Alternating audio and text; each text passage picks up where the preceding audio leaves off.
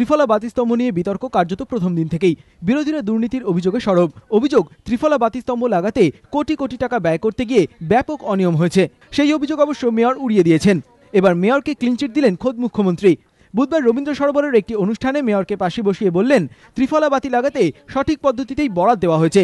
পুরসভা 238টি সংস্থাকে কাজের দায়িত্ব দেয়। একটি সংস্থাকে দিয়ে কাজ করাতে গেলে দেরি হতো। কলকাতার মেয়র একটা লাইট লাগাচ্ছে, ওই যারা দেখতে নারীদের চলন দেখা, ভাগে ভাগে ভাগ করো, তাতে সুযোগও বেশি আছে, তৈরি করে তো কলকাতা কর্পোরেশনের ম্যানুফ্যাকচারিং ইউনিট। এবং 238টা এজেন্সিকে কেন দিয়েছে এটা তাদের আপত্তি। তো 238টা এজেন্সিকে দেবে না, তোমাকে একা দেবে, তুমি একা টাকা খাবে, আর 6 মাসের কাজ 6 বছর লাগবে। ত্রিফলা আলো লাগানোর ক্ষেত্রে কোনো এক রহস্যজনক কারণে কলকাতা পুরসভা তাড়াহুড়ো করেছে।